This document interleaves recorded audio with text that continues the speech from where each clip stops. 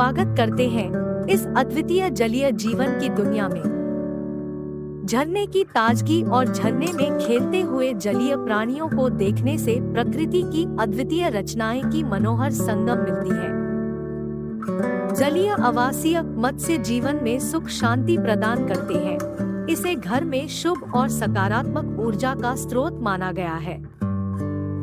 कछुओं को तैरते हुए देखने से इनके धैर्य और दीर्घायुता की कहानियां मानवता को प्रेरित करती हैं।